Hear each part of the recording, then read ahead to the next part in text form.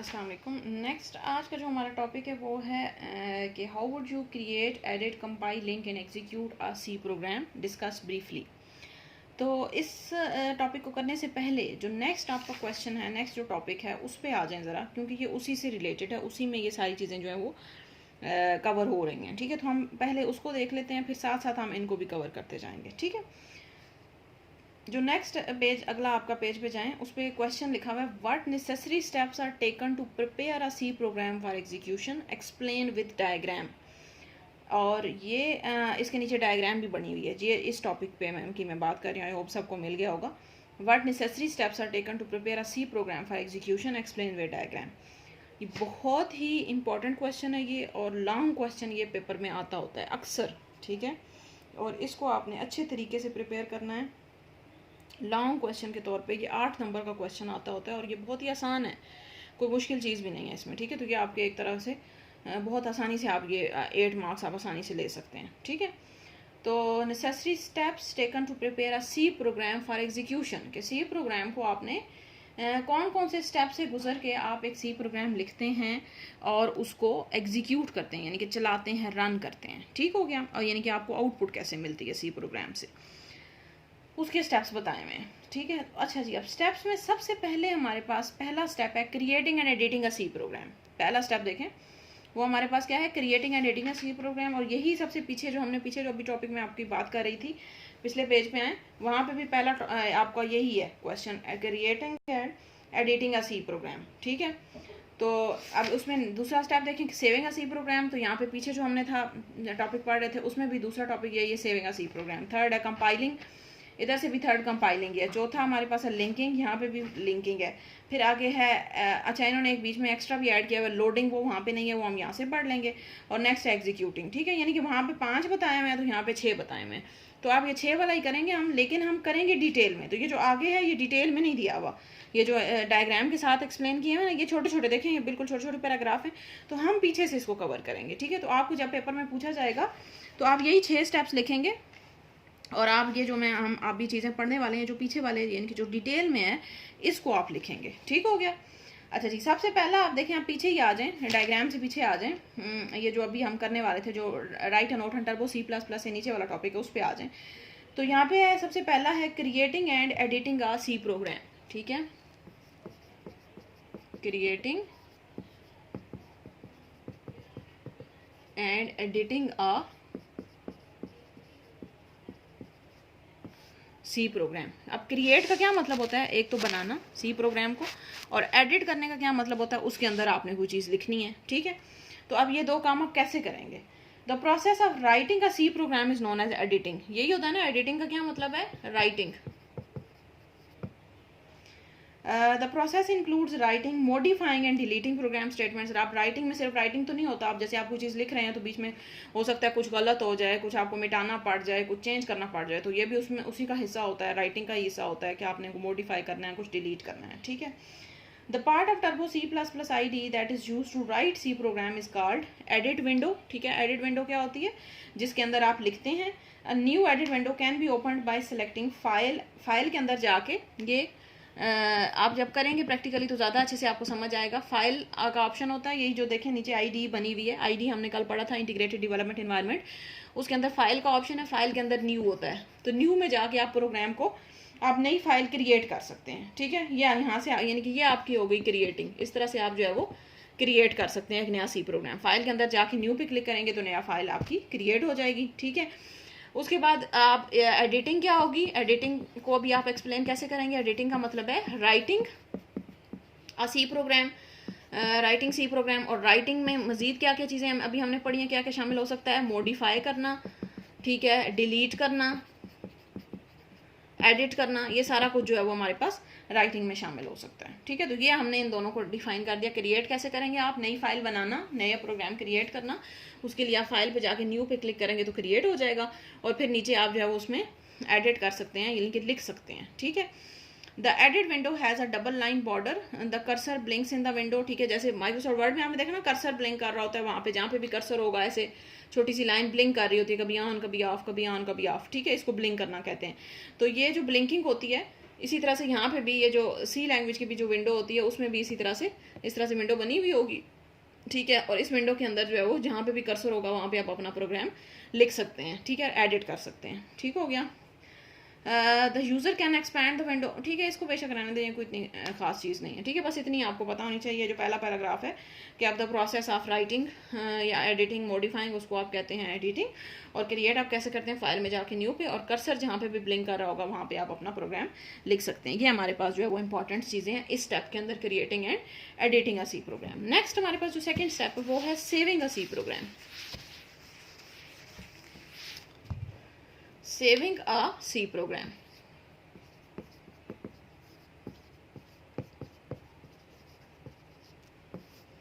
अच्छा जी, सेव कैसे करेंगे? अब आपने लिख लिया अपना प्रोग्राम, जैसे माइक्रोसॉफ्ट वर्ड में होता है कि आपने फाइल बना लिया, अब आप सेकंड स्टेप में उसको मैंने आपको जैसे आप करवाया था कि साथ साथ हम उसको सेव करते जाते हैं, ठीक है। तो यहाँ पे भी सेकंड स्टेप वही है, saving a C program. The process of storing the program on disk is called saving, ठीक है, कि आपने उसको हार्ड डिस्क पे सेव कर दिया ताकि बाद में आप उसको जो है वो यूज़ कर सकें। तो किस सेविंग किसको कहते हैं? Storing program on hard disk, ताकि बाद में आप उसको कभी साल बाद या जब भी आपको ज़रूरत पड़े आप उसको ओपन कर लें, ठीक है। Program should be saved on disk to used repeatedly, यही बात है ना कि बार बार उसको यूज़ करने के लिए जब तक सेव नहीं होगा आप उसको यूज़ नहीं कर सकते। C programs are saved with .c extension, ठीक है। ये एक्सटेंशन वाली बात हम पहले भी पढ़ चुके हैं कि मैंने आपको बताया था कि हर फाइल की अपनी एक एक्सटेंशन होती है, एक टाइप होती है। जैसे हमने पढ़ा था कि माइक्रोसॉफ्ट वर्ड की फाइल है तो उसकी एक्सटेंशन हमने पढ़ी थी .doc, ठीक है। माइक्रोसॉफ्ट एक्सेल की फाइल है तो उसकी एक्सटेंशन होती है हमारे पास .xls, ठीक है। इसी तरह और कोई पावर पॉइंट है तो ppt होगी। तो इसी तरह सी लैंग्वेज की अगर फाइल है तो उसकी एक्सटेंशन होती है .c, ठीक है। क्या एक्सटेंशन होती है इसकी? .c। तो कोई भी आपने प्रोग्राम, फॉर एग्जांपल मैंने प्रोफाइल का नाम रखा है, प्रोग्राम का नाम मैंने रखा हुआ है न्यू प्रोग्राम या न्यू रखा हुआ है, ठीक है, तो न्यू .c लिखा हुआ होगा। इसी तरह मैंने अगर कोई और फाइल है, मैंने उसका नाम रखा हुआ है फाइल 1, तो वो लिखा होगा फाइल 1.c, ठीक है। कोई भी आप रखेंगे नाम उसका तो नाम के आगे .c लिखा हुआ होगा, ठीक है। तो इसका मतलब है .c अगर लिखा हुआ है तो इसका मतलब है ये कौन सी फाइल है? सी लैंग्वेज की फाइल है। तो इसी तरह जैसे अगर आखिर पे किसी के आगे .doc लिखा हुआ है तो इसका मतलब ये माइक्रोसॉफ्ट वर्ड की फाइल है। .xls लिखा हुआ है तो इसका मतलब ये एक्सेल की फाइल है। तो हमारे पास .c लिखा हुआ है तो इसका मतलब है ये सी लैंग्वेज की फाइल है, ठीक है। तो ये सी लैंग्वेज की एक्सटेंशन हमेशा जब भी आप प्रोग्राम फाइल सी लैंग्वेज के प्रोग्राम को सेव करेंगे तो वो .c की एक्सटेंशन के साथ सेव होगा, ठीक है। For example a program can be saved like, अब जैसे फाइल का नाम इन्होंने रखा हुआ है प्रोग्राम और आगे लिखा हुआ है .c, ठीक हो गया। अब फाइल को सेव हम करेंगे कैसे? ये तरीका यहाँ पे लिखा हुआ है कि फाइल के ऊपर जाके क्लिक करें। जैसे हमने क्रिएट करने का देखा था तो वो क्या था, फाइल में जाके आप न्यू पे क्लिक करते हैं, तो यहाँ पे हमारे पास होता है फाइल पे जाके आप क्लिक करेंगे, सेव पे क्लिक करेंगे, जैसे माइक्रोसॉफ्ट वर्ड में था सेव पे क्लिक करेंगे तो या F2 की प्रेस कर दें, उस पर फाइल का नाम लिखें, जैसे हम माइक्रोसॉफ्ट वर्ड में सेव करते हैं बिल्कुल ऐसे ही यहाँ पे भी सेव करते हैं। तो सिंपल आप यही याद रखें, फाइल पे जाके सेव पे क्लिक किया, फाइल का नाम लिखें, आगे डॉट एक्सटेंशन होगी .c और आपका फाइल जो है वो सेव हो जाएगी, ठीक हो गया। अच्छा, नंबर थर्ड है हमारे पास कंपाइलिंग अ सी प्रोग्राम। ये तो हो गया सेव, ठीक है, एडिट भी आपने कर लिया, आपने उसको सेव भी कर लिया। अब थर्ड है हमारे पास कंपाइलिंग, जो कि हमने माइक्रोसॉफ्ट वर्ड या बाकियों में नहीं किया, ठीक है। आपने एडिट और सेव माइक्रोसॉफ्ट वर्ड और एक्सेल में भी किया है, लेकिन ये जो कंपाइलिंग या जो आगे हम पढ़ेंगे लिंकिंग वगैरह वो आपने माइक्रोसॉफ्ट वर्ड में नहीं किया, ठीक है। कंपाइलिंग अ सी प्रोग्राम, ये क्या होता है? The process of converting source program into object program is known as compiling. हम पीछे पढ़ चुके हैं कंपाइलिंग क्या होती है, कि आपने जो सोर्स को आप कन्वर्ट करते हैं ऑब्जेक्ट में, ऑब्जेक्ट फाइल में, यही हमने पढ़ा था ना। कंपाइलिंग का यही मतलब होता है कि आप सोर्स कोड को ऑब्जेक्ट कोड में कन्वर्ट कर देते हैं, ठीक है। और the program set with .c extension, वो हमारे पास सी की स्टेटमेंट्स होती हैं, यानी कि मेरे पास लिखा हुआ है, मेरे पास फाइल थी, मैंने उसका नाम रखा हुआ है फाइल 1.c, तो इसका मतलब ये मेरे पास क्या है? सोर्स कोड है, ठीक है। ये बात याद रखनी है, सोर्स कोड, ठीक हो गया। और जब it is known as source program, the source program can not be executed by compiler directly, computer directly, वो कंप्यूटर उसको नहीं चला सकता क्योंकि ये हाई लेवल लैंग्वेज में लिखी हुई है ना, तो ज़ाहिर कंप्यूटर को तो समझ आएगी नहीं, तो हमें दरमियान में क्या करना पड़ेगा? इसको कंपाइल करना पड़ेगा। कंपाइलर हम पढ़ चुके हैं पहले, क्या करता है? हाई लेवल लैंग्वेज को लो लेवल लैंग्वेज में या सोर्स कोड को ऑब्जेक्ट कोड में ट्रांसलेट करता है, ठीक है। तो ये हमारे पास जब इसको कन्वर्ट करेगा तो ये हमारे पास बन जाएगी फाइल .obj। obj का मतलब है यानी कि इसी फाइल 1 की, वही फाइल 1 की जो सी फाइल थी वो सोर्स कोड था, और यही हमारे पास जब ऑब्जेक्ट में आएगा तो ये हमारे पास ऑब्जेक्ट कोड बन जाएगा। ठीक हो गया, समझ आई ये चीज़। ये हमारे पास जो है वो सोर्स फाइल थी, फाइल 1 सोर्स कोड था, और जब इसको .obj करेंगे तो ये हमारे पास ऑब्जेक्ट कोड बन जाएगा। ठीक हो गया। A compiler convert the source program into object program and save it in the separate file, और तो object file हमारे पास होती है program saved with .obj extension। ठीक है, तो यानी कि हमारे पास दो फाइल्स बनती हैं सी लैंग्वेज के अंदर, अभी हम आगे भी पढ़ेंगे। ठीक है, तो फिलहाल ये हमारे पास दो फाइल्स थी, एक सी की फाइल है जो कि आपने जब प्रोग्राम एडिट किया, जब उसको सेव किया तो वो किस एक्सटेंशन के साथ सेव होगी, .c एक्सटेंशन के साथ, और वो कौन सी थी, वो सोर्स फाइल यानी कि जो हाई लेवल लैंग्वेज में जो आपने लिखी है। फिर जब कंपाइलर इसको कंपाइल करेगा तो हमारे पास एक नई फाइल बन जाती है, वो कौन सी होती है, फाइल .obj, और वो कौन सी होती है, ऑब्जेक्ट कोड की फाइल, यानी कि उसके अंदर जो है वो इसी को आपने ट्रांसलेट करके मशीन लैंग्वेज में लिख दिया तो हमारे पास एक नई फाइल बन जाएगी, उसको हम कहेंगे ये हमारे पास ऑब्जेक्ट फाइल है। ठीक हो गया। अच्छा, अब कंपाइल करते कैसे हैं, यही सी लैंग्वेज में जो इसका सी लैंग्वेज का आईडी होता है उसके ऊपर एक ऑप्शन दिया होता है कंपाइल का, आप जस्ट उसके ऊपर क्लिक करें, कंपाइल के ऊपर क्लिक करके अंदर फिर एक ऑप्शन होगा कंपाइल का, आप कंपाइल के ऊपर क्लिक करेंगे तो आपका कंपाइल हो जाएगा प्रोग्राम। ठीक है, सिंपल सा आप तरीका है ये, बेशक देख लें जो पीछे डायग्राम आईडी वाली या टर्बो सी के साथ उसमें कंपाइल का ऑप्शन दिया हुआ है, तो कंपाइल के ऊपर क्लिक करेंगे तो यहाँ पे अंदर एक और कंपाइल का ऑप्शन होगा, उस पर क्लिक करेंगे तो आपकी फाइल जो है वो कंपाइल हो जाएगी। ठीक है, तो बेसिक आपका पर्पस क्या है कि कंपाइलर करता क्या है, सोर्स कोड को ऑब्जेक्ट कोड में ट्रांसलेट करता है। सोर्स कोड की फाइल कौन सी थी, .c, उसको वो कन्वर्ट कर देगा .obj में। ये दोनों रहती हैं, ये भी मौजूद रहेगी, ये भी मौजूद रहेगी। ठीक है, तो आप दोनों में से जिसको भी आप यूज़ करना चाहें वो आप कर सकते हैं। ठीक हो गया। अच्छा, number 4 is linking a C programme.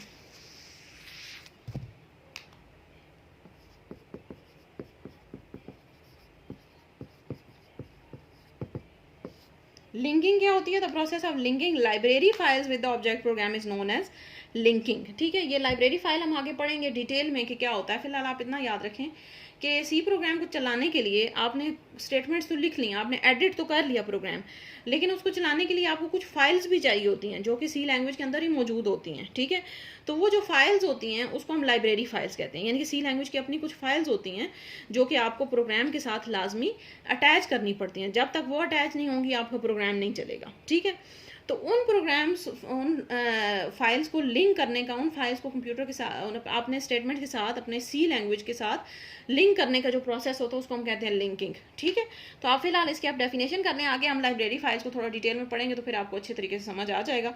तो फिलहाल आप इसकी डेफिनेशन कर लें कि process of linking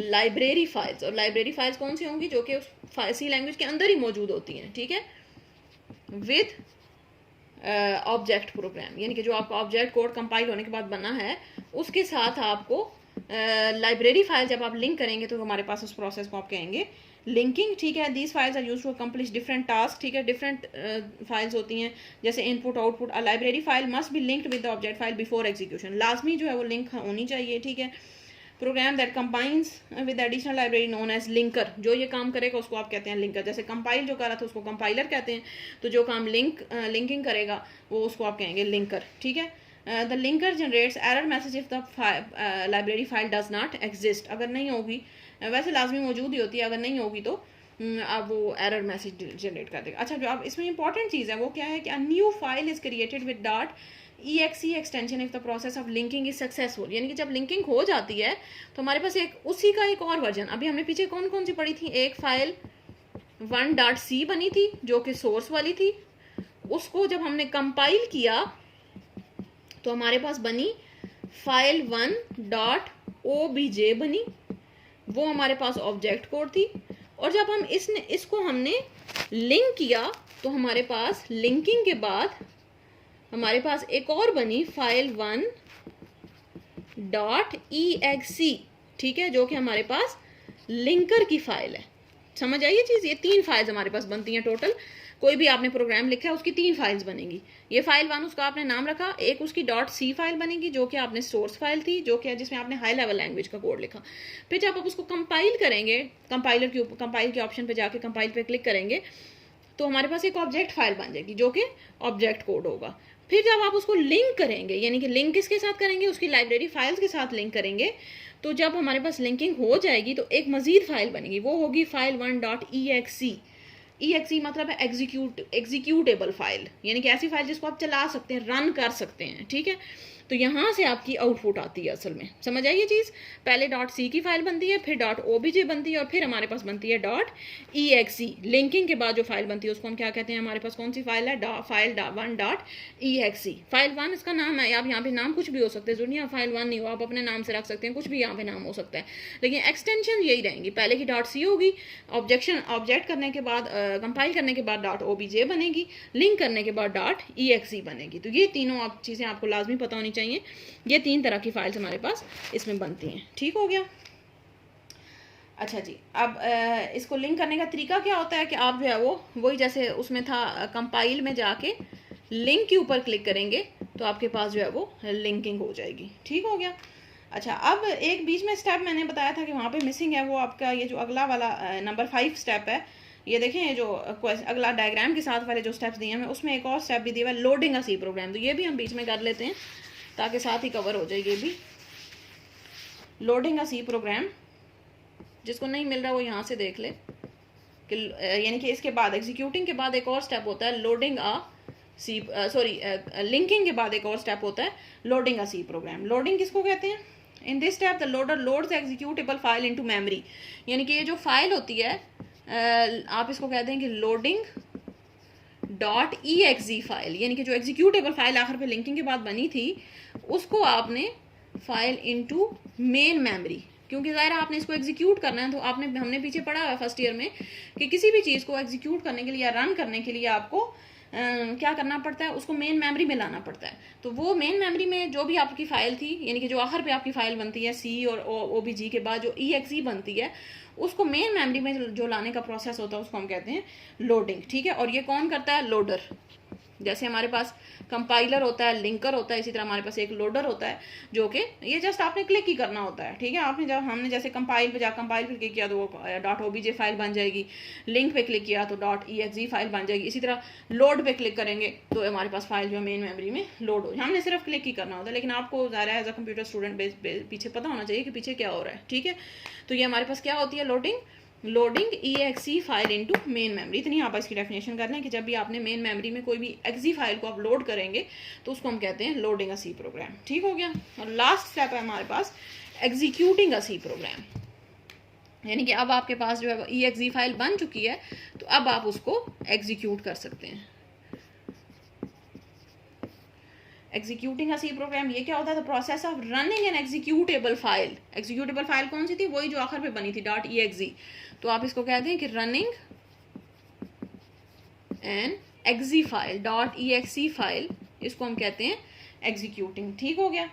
programme can be executed after compiling and linking, ठीक है। ज़रा कंपाइलिंग भी होगी, लिंकिंग और लोडिंग, तीनों काम हो गए, उसके बाद आप इसको रन कर सकते हैं। और वो कैसे करते हैं रन? आप करते हैं, रन का आपका ऑप्शन होता है, इसके अंदर जो है वो रन, जैसे कंपाइल पे क्लिक किया, इसी तरह रन के अंदर जाके रन पे क्लिक करेंगे तो आपका रन हो जाएगा, ठीक हो गया। तो बस इतना जो है वो इसमें काफ़ी है, ये इसको हम कहते हैं एग्जीक्यूटिंग। अच्छा ठीक है, ये हमारे पास अब नेक्स्ट टॉपिक भी आपका इसमें इसी में कवर हो गया है, जो अगला था right necessary steps to prepare a C program for execution. और बहुत ही इंपॉर्टेंट ये क्वेश्चन आता होता है पेपर में, उसमें आप कौन कौन से स्टेप्स लिखेंगे, यही वाले।